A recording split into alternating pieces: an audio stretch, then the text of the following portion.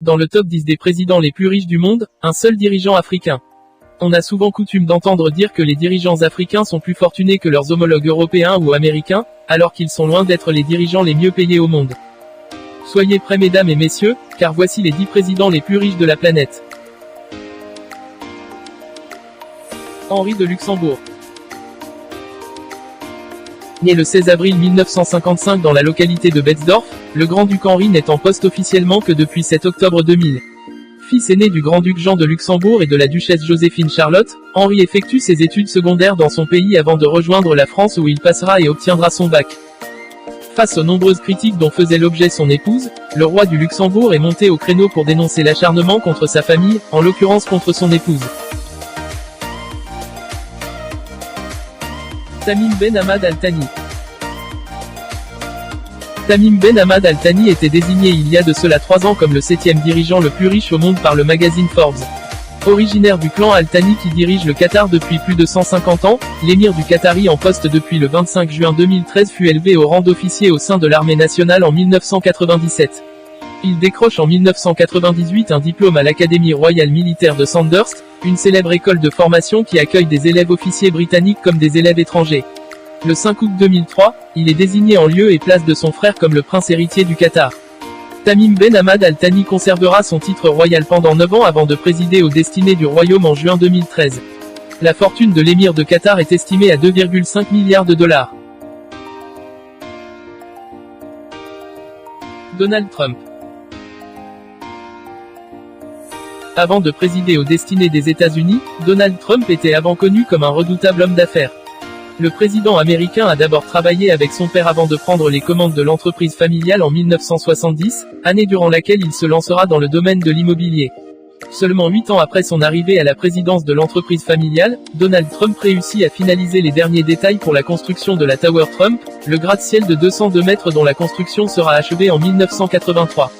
Après l'immobilier, Trump multiplie les acquisitions et diversifie les sources de revenus de l'entreprise familiale.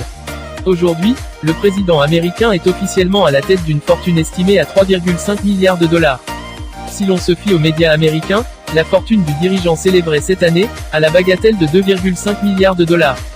Mais le camp Trump affirme que la fortune du président des USA serait encore plus importante, mieux sa fortune s'élèverait en réalité autour de 10 milliards de dollars.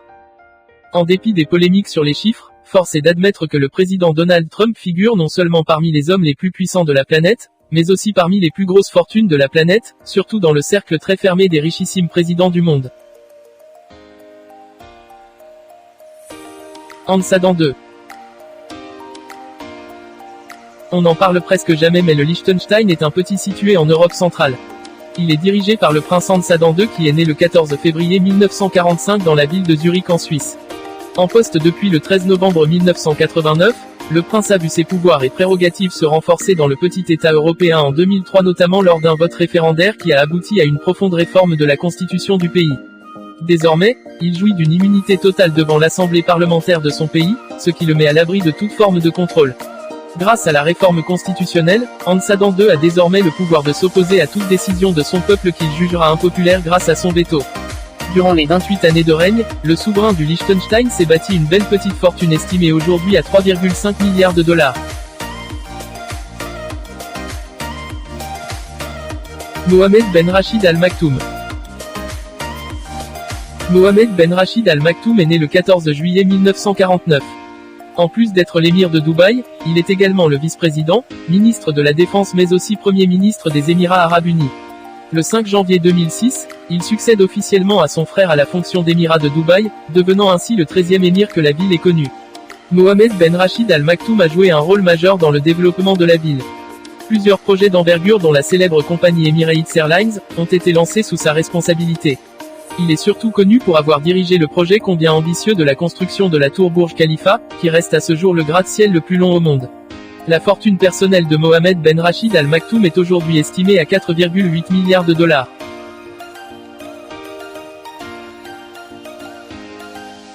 Mohamed Ben Rachid Al Maktoum est né le 14 juillet 1949. En plus d'être l'émir de Dubaï, il est également le vice-président, ministre de la Défense mais aussi Premier ministre des Émirats Arabes Unis. Le 5 janvier 2006, il succède officiellement à son frère à la fonction d'émirat de Dubaï, devenant ainsi le 13e émir que la ville ait connu. Mohamed Ben Rachid Al Maktoum a joué un rôle majeur dans le développement de la ville. Plusieurs projets d'envergure dont la célèbre compagnie Emirates Airlines, ont été lancés sous sa responsabilité. Il est surtout connu pour avoir dirigé le projet combien ambitieux de la construction de la tour Burj Khalifa, qui reste à ce jour le gratte-ciel le plus long au monde. La fortune personnelle de Mohamed Ben Rachid Al Maktoum est aujourd'hui estimée à 4,8 milliards de dollars. Selon le média marocain Morocco Mail, la fortune du roi Mohamed VI provient essentielle de ses investissements dans le domaine immobilier. Khalifa Ben Zayed Al Nahyan. Né le 25 janvier 1948, Khalifa Ben Zayed Al Nahyan est depuis le 3 novembre 2004 le président des Émirats Arabes Unis. Grâce à sa holding City Football Group, l'émir d'Abu Dhabi a multiplié l'acquisition de clubs de football à travers les 4 coins du monde. Pour ceux qui l'ignorent, Khalifa Ben Zayed Al Nahyan est le propriétaire du club anglais de Manchester City, devenu aujourd'hui une référence en Première Ligue. Le milliardaire émirat possède également plusieurs clubs de foot à travers sa holding.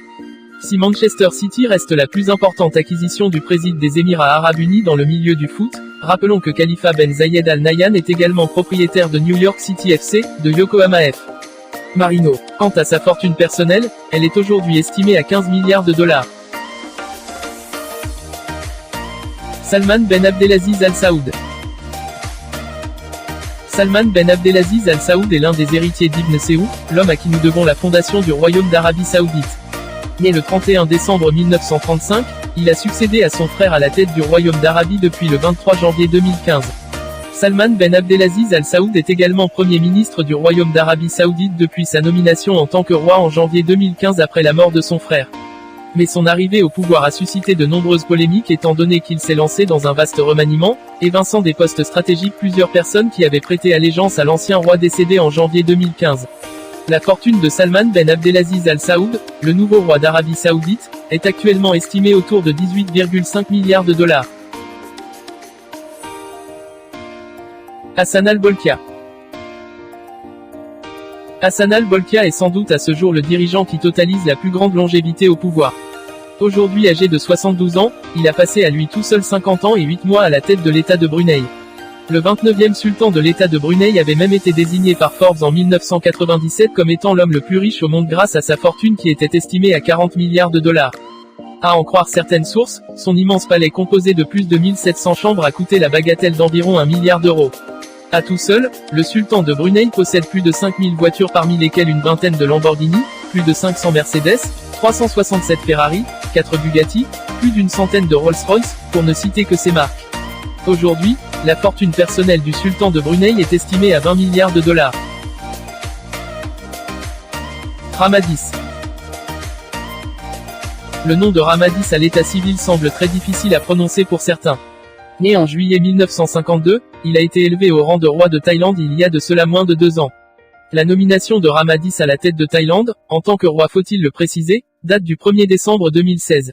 Suite au décès de son père en octobre 2016 après une longue maladie, Ramadis est alors annoncé par le Premier ministre comme successeur de son père qui était connu sous le nom de Rama IX. À ce jour, sa fortune serait estimée à 26 milliards de dollars.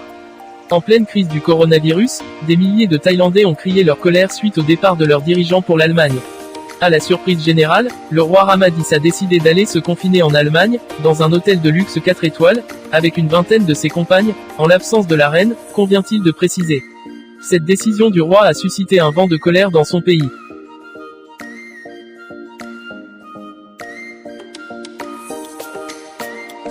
C'est la fin de la vidéo, merci d'avoir regardé. Surtout, n'hésitez pas à liker la vidéo si ce contenu était intéressant d'après vous et de vous abonner sur notre chaîne. Dites-moi dans les commentaires si j'ai réussi à faire une bonne vidéo et de me donner des conseils. À bientôt.